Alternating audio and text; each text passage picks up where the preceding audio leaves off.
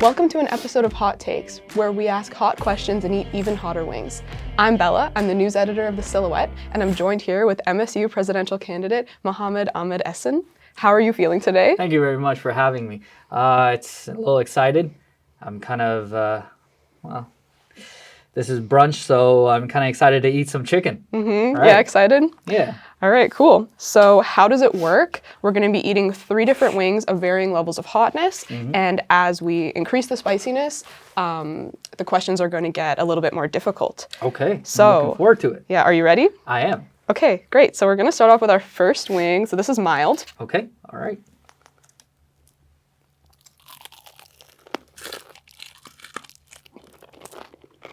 Okay. Starting off tame with our questions. What is your go-to comfort food during exam season? Well, I suppose that can't be pizza because that's mostly every Wednesday. My comfort food would likely have to be a good cheeseburger. It has to have a bit of sautéed onions, amazing patty, 30%-ish, lean, 30% fat, the rest lean. All right, good answer. No worries. Okay, are you ready for the next wing? All right. All right. Shall we? Yes. All right. Cheers.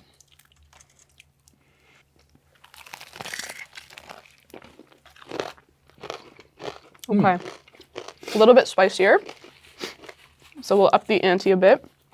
Yeah, no longer ketchup. In your campaign, you state that you aim to amplify the voices of students who are commonly underrepresented. How do you plan to achieve this within the MSU? There are 2 aspects of underrepresentation. My first goal was to represent dissenting voices. As oftentimes, whenever there's a collective, dissenting voices are often shunned off and they're just looked at as like, oh, you know, you're just a hater. But oftentimes, dissenting voices can also offer comparable solutions to some problems. You just need to be willing to be patient and listen through it. On the other hand, there are some aspects that I actually learned through talking to some of my peers and the other presidential candidates. They wish to give even smaller departments that have like 20, 30, 40 people a representative. Whereas another department that has 1,500 people would also have the same one representative. So I think that that in of itself may not work in its entirety, but a system which is comparable, which is like percentage representation, might be a bit better, whereby you have 1 student for 50 and you have allowed 20 or 30 students for another 1,500.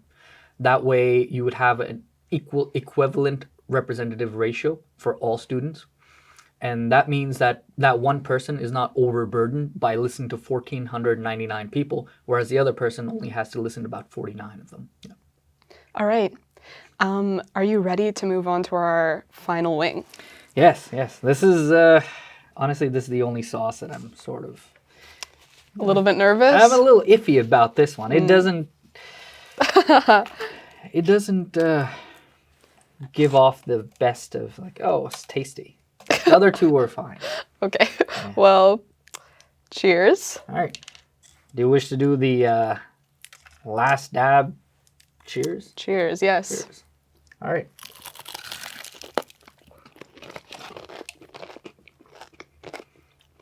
How's that?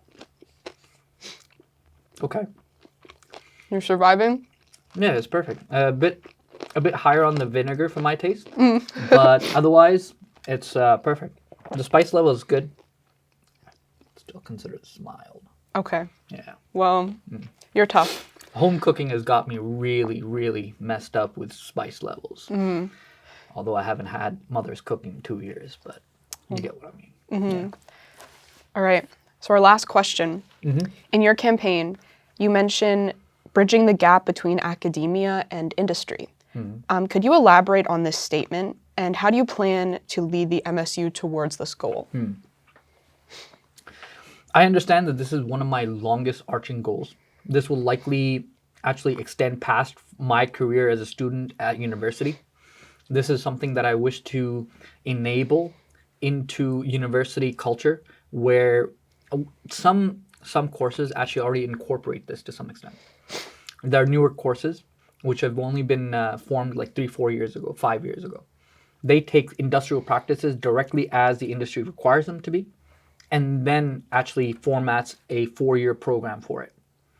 They usually have a good turnover, meaning they've actually switched they switch curriculums quite often, making it a little difficult for university undergrads to sometimes keep up with that.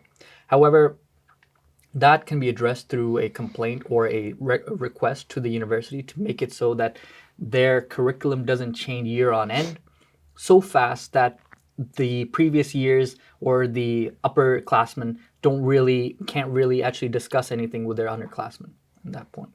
However, to have gradual change, bring in industrial partners, and this is where I would require the administration support for. A good mandate will actually help me leverage the administration to get their industrial partners to come to our undergraduate students, give them workshops, and to give them skills, employable skills. This will actually work in 2 formats. One will be to adopt industrial practices in our projects and courses. That would require somewhat of a rethinking of how our curriculum actually tests us on things. That will require quite a bit of effort in the administration part. And the other part would be extracurricular workshops that I believe should be free and offered by the McMaster Student Union, funded as it helps our students acquire skills. All right. Those are all of our questions. All right. Thank you for joining us. Thank you for having me. And thank you for watching this episode of Hot Takes. So for more information on the 2024 MSU presidential election, make sure to visit thesil.ca and make sure to vote from January 23rd to January 25th.